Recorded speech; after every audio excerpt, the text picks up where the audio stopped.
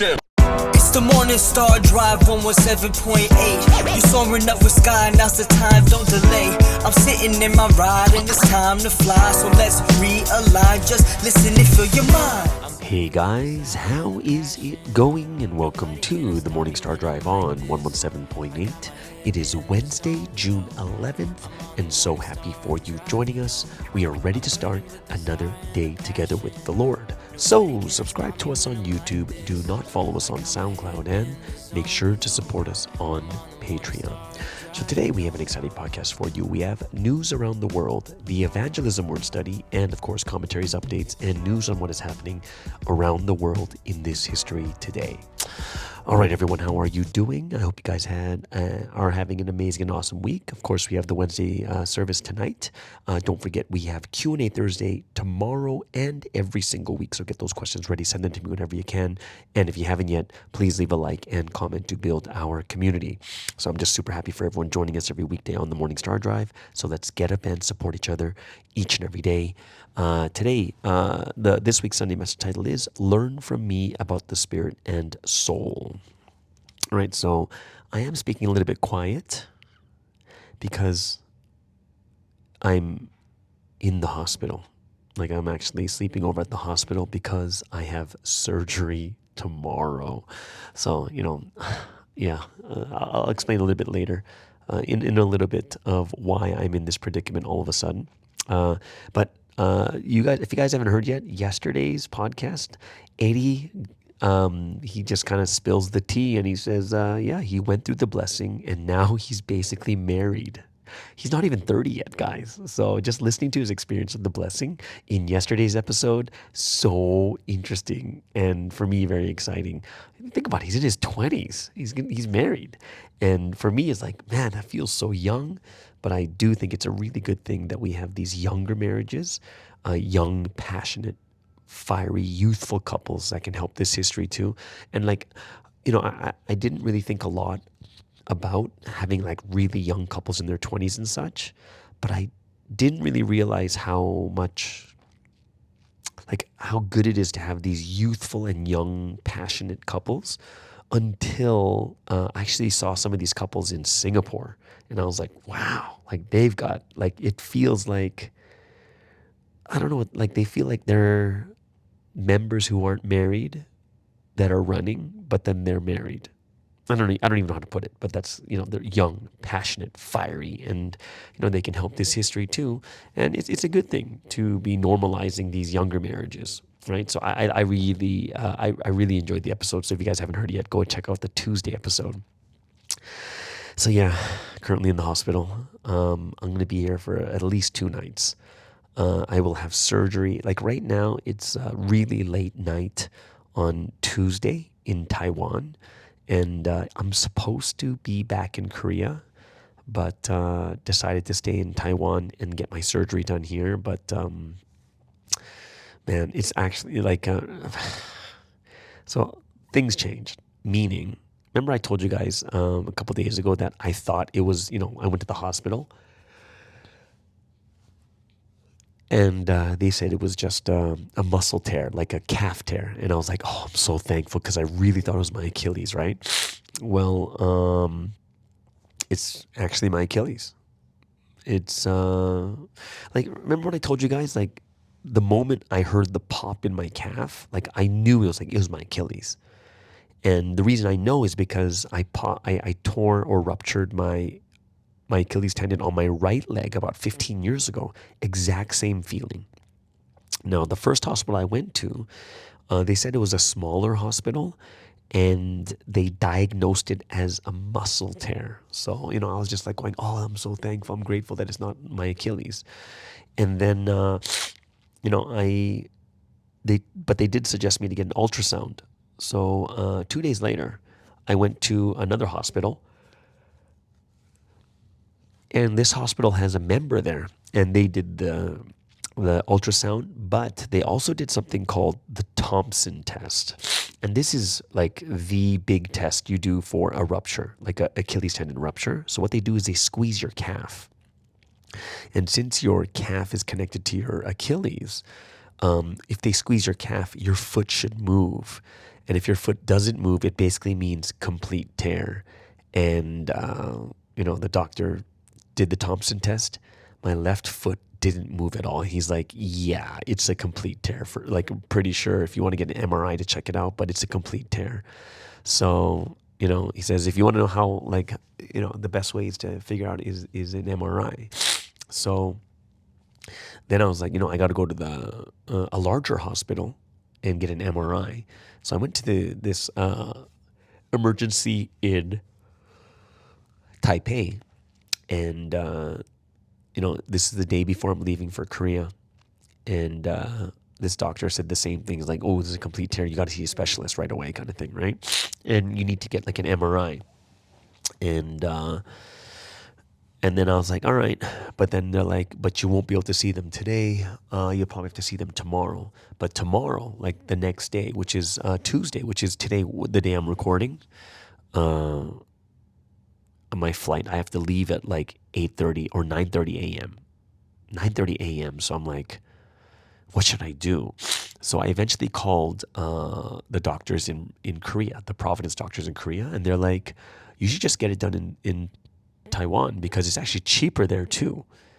And get your MRI, find out exactly what it is, and get your surgery and get your rehab done and stuff like that too. So I was like, you know what? What's more important than catching this flight and losing money? Because it's already like less than 4 hours before my flight. I'm like, I just basically have to think about my health first. So I just skipped the flight and I went to the hospital again, to the specialist. And they basically said, yeah, it's a complete rupture. You're going to need surgery tomorrow. And I'm like, whoa. I'm like, yeah, this has to be done really, really quickly. So we'll get the MRI done and we're going to get this all done tomorrow. So what happened is I just skipped my flight. And they said, after getting surgery, you probably don't want to be flying because of the air pressure and the altitude. It can actually cause more damage. You can get more swelling and pain. If you go right after surgery. So you're gonna have to stay for at least a week, to check to make sure everything's okay. So I talked to everyone in Korea. I was like, all right, this is the best thing I need to do. I'm here. Tomorrow I will be getting my surgery done. And they said once I'm cleared, they'll give me medical clearance to fly. So, that's kind of interesting too. But they told me that the reason why I'm a little bit scared, to be honest, I'm scared. I'm trying to be happy and stuff like that, but I'm a little bit scared because I have to sign a waiver, and the waiver tells me all the different things that could go wrong, even though it's very, very unlikely. And there's this one thing, it's called DVT, like deep vein thrombosis. I'm reading about this and they're like, oh yeah, your blood can go into your lungs or your heart and you can die within several hours. And I was like, what? And I was just like, okay, that's just crazy. That's just crazy. So, even though it's a very, very low chance, I was just like, man, that's so scary. And I'm thinking about all these things, like what if Satan uses this to kill me so that I can't run Providence anymore? Or what if God is judging me? Or what if this, I'm just thinking of all these other different things. And I guess I'm just kind of freaking myself out when I shouldn't be. But I have to sign all these waivers and stuff. But there are a couple of good things I learned about myself. Like number one is they did this EKG, like checking my heart rhythm. They're like, man, your heart is strong. And I was like, great.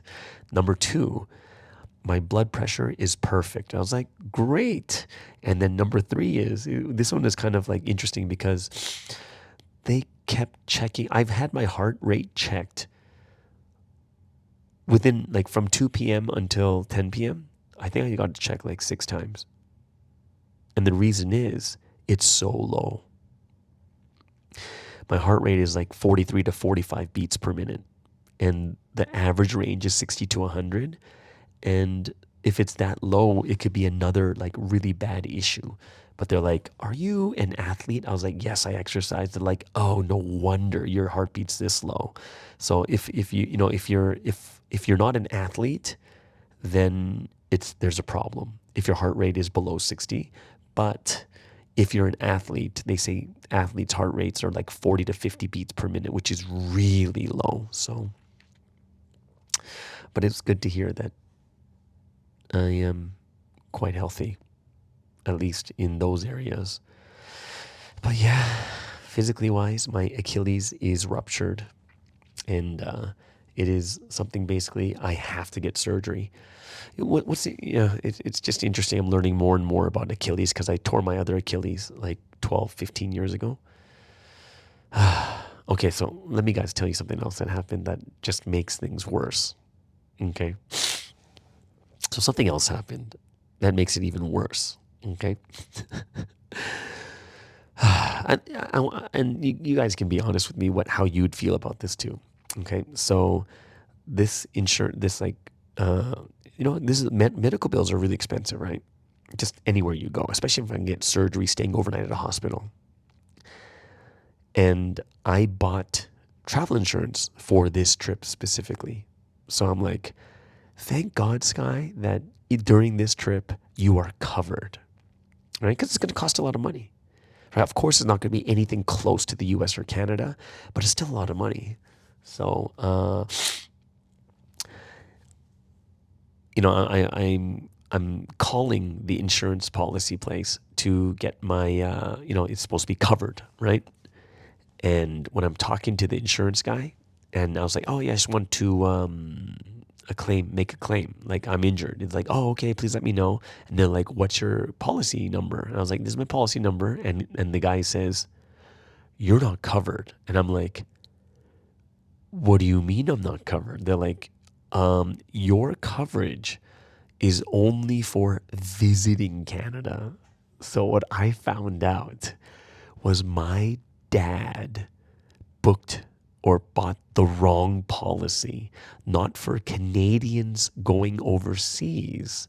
It's for people overseas coming into Canada.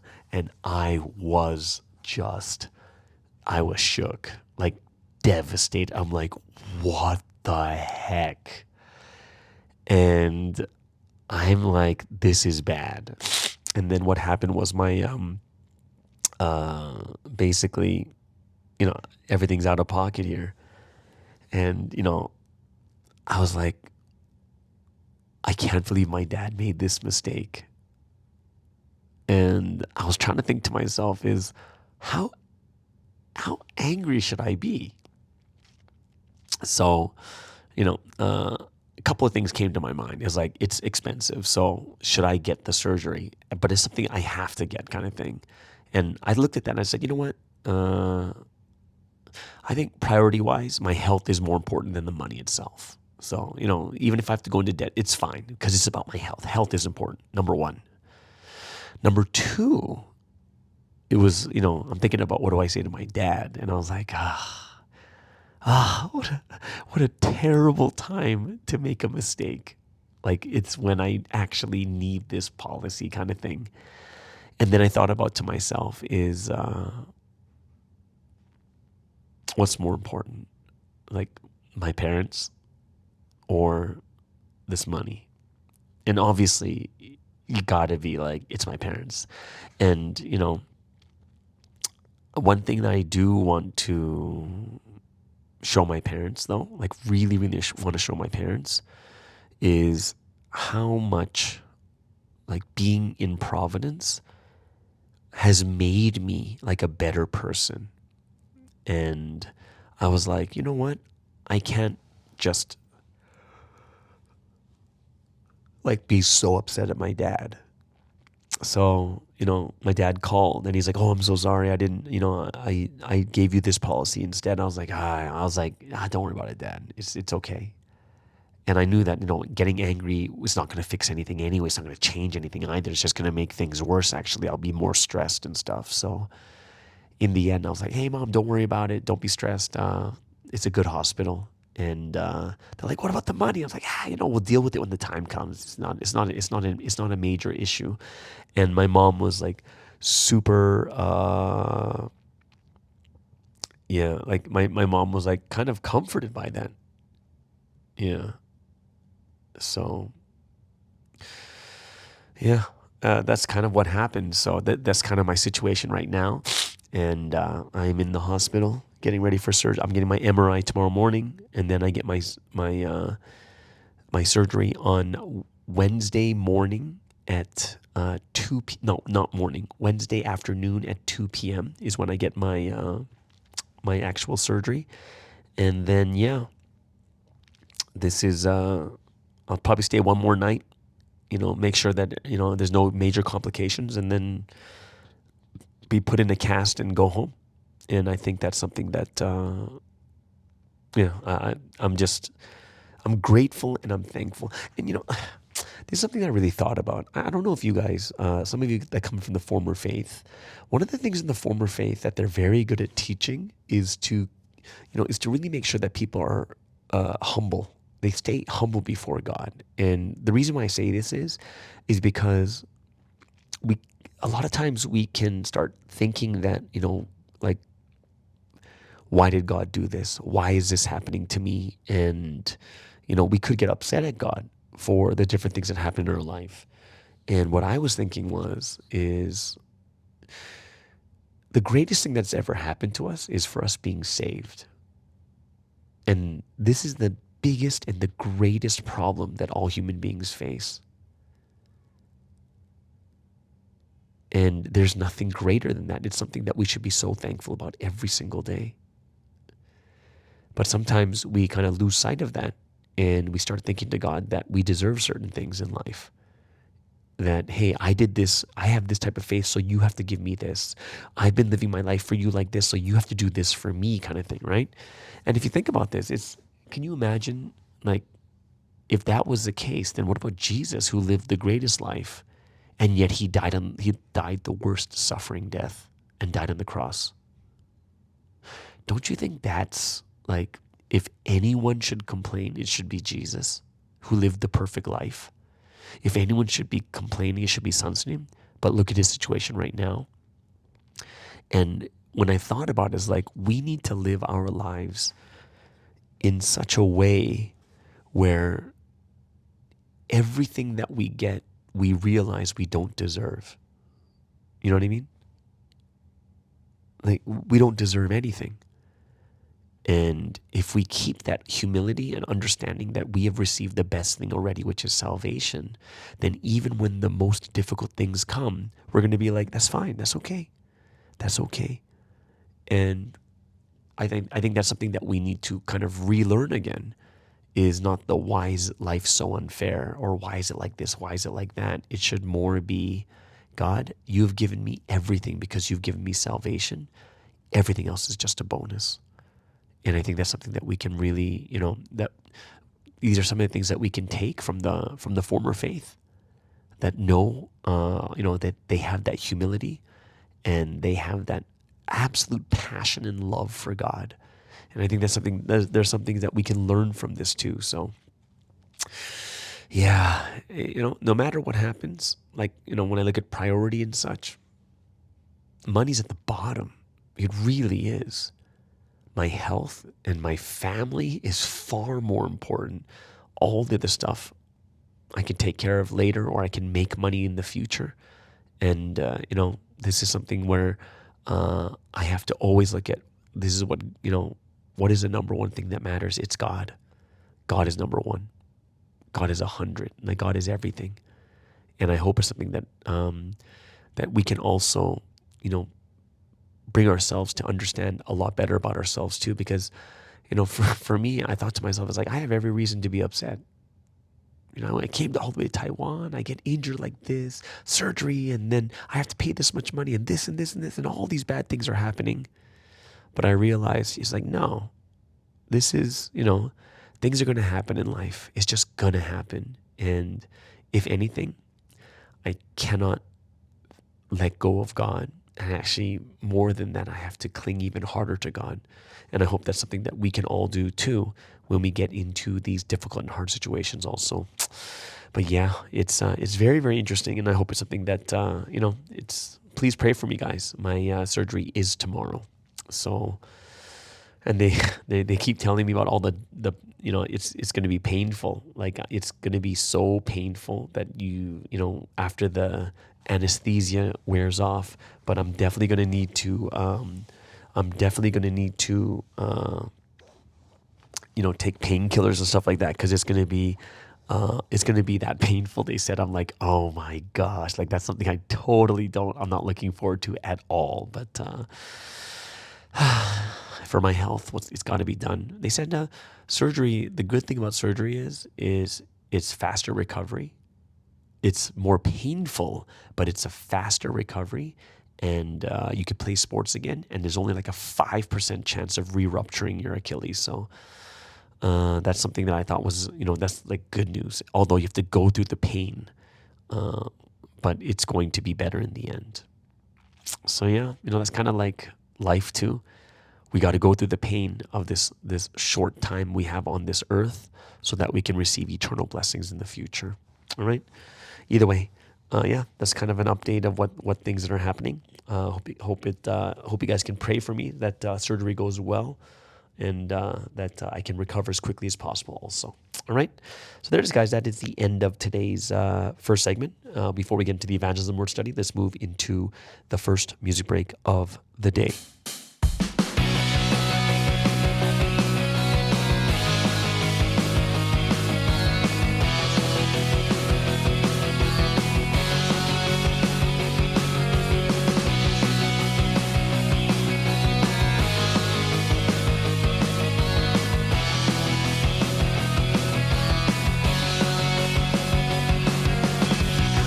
Lift me up from falling.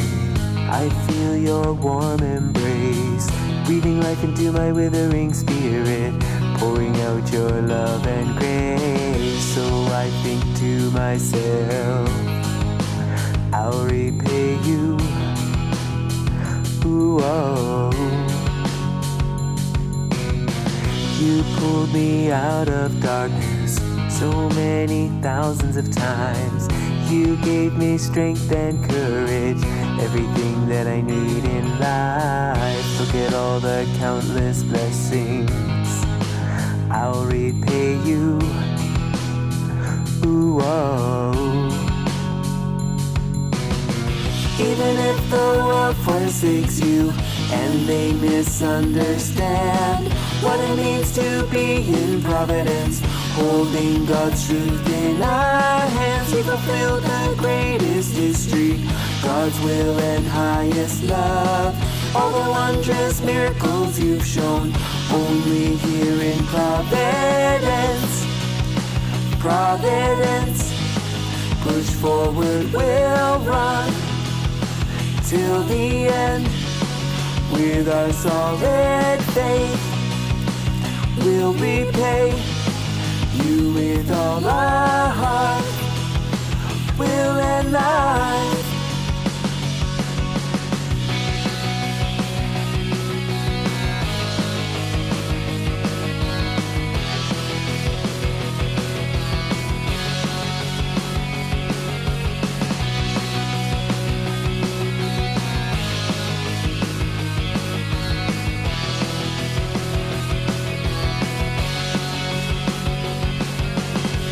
And now the seals are broken, the treasures now revealed. You've shared his highest wisdom, valued secrets of how to live. Looking back at all the memories, I'll repay you. Ooh, oh. Even if the world forsakes you and they misunderstand, what a blessing it is that you're here, acting with God hand in hand. We've received the greatest rapture, we've gained eternal joy. This is God's final history, never will it be destroyed. Providence will shine our brightest light for your dreams, Your word fills the earth. Yeah, we'll preach. Gain all that you want to achieve. Even if the world forsakes you and they don't understand, we're more than proud to be here, holding God's truth in our hands. We fulfill the greatest history, God's will and highest love. Your words, your precious providence, we'll cherish it till the end. Providence, we'll stand till the end. Providence, we'll live with our God. Providence, love God with our heart, will and life.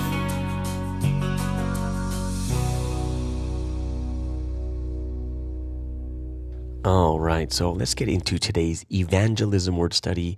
And just a quick update I wanted to give you guys coming from the Monday Zoom Bible studies I'm doing over here in Asia. Even though like I was at the hospital until like 6:30 p.m. and the Bible study started at like 7 p.m. in Taiwan time, which is 8 p.m. in Korea. And I just got home. Like my leg was throbbing, but I went straight into Bible study like 30 minutes in. So I did another introduction. I talked about the Tower of Babel and stuff like that too. And interestingly, and cool thing is, we doubled the amount of newcomers. So the first Bible study in week 1, we had 4 newcomers, and then in the second Bible study, now we have 8 newcomers. So very happy and excited about that one too, because it's good to see that we have more and more newcomers coming.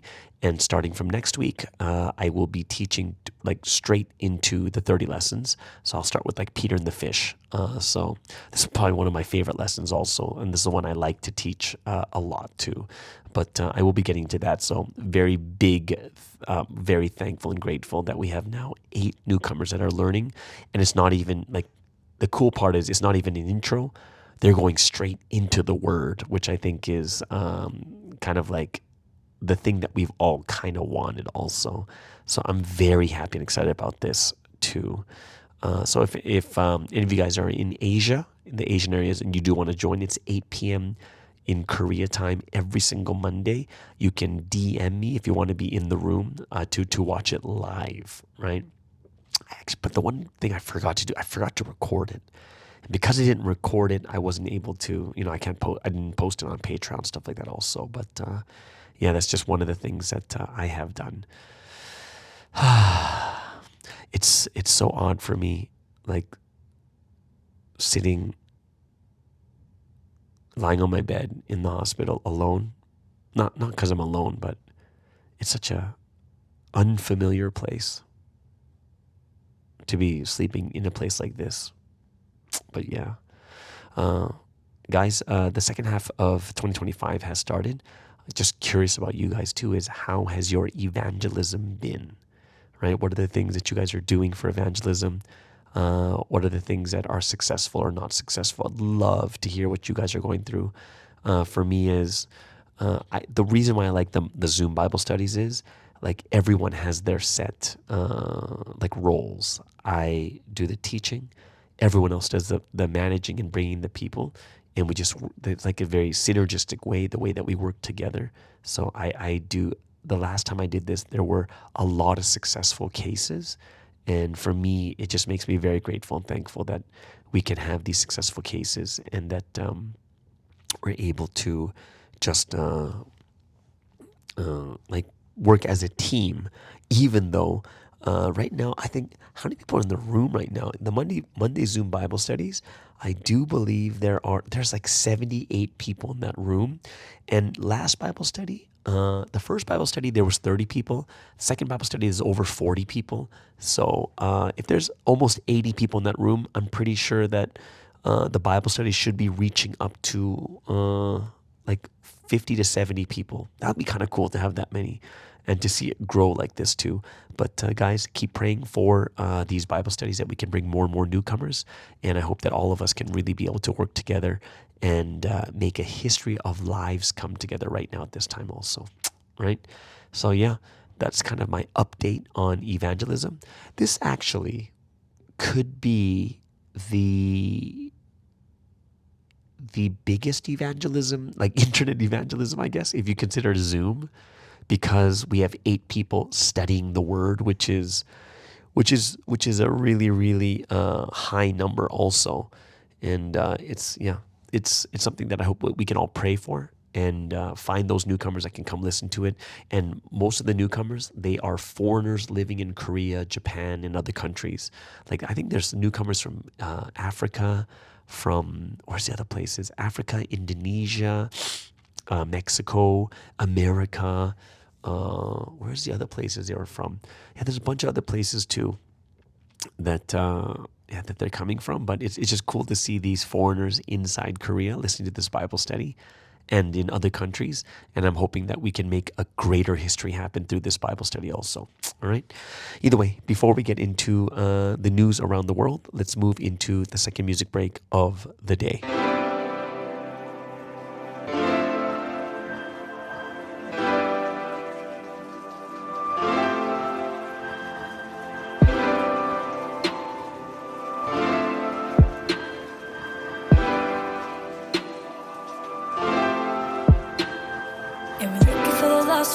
I was a lost one. I found the right one. I found the right one.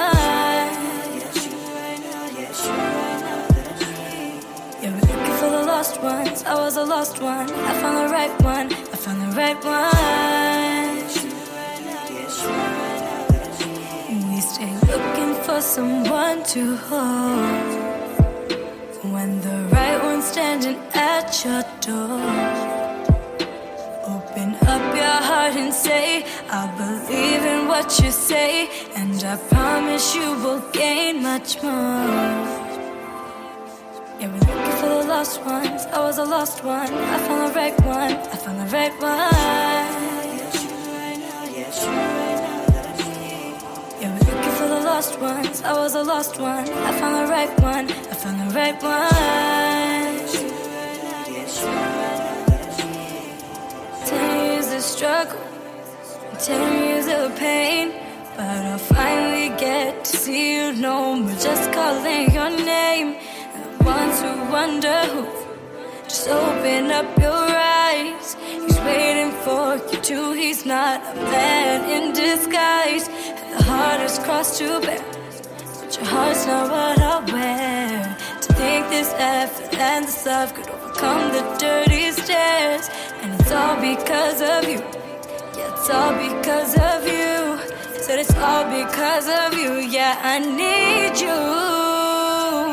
Looking for someone to hold when the right one's standing at your door. Open up your heart and say, I believe in what you say, and I promise you will gain much more. Yeah, we're looking for the lost ones. I was a lost one. I found the right one. I found the right one. Yes, you right now. Yes, you right now that I need. Yeah, we're looking for the lost ones. I was a lost one. I found the right one. I found the right one. Yes, you right now. Yes, you right now that I need.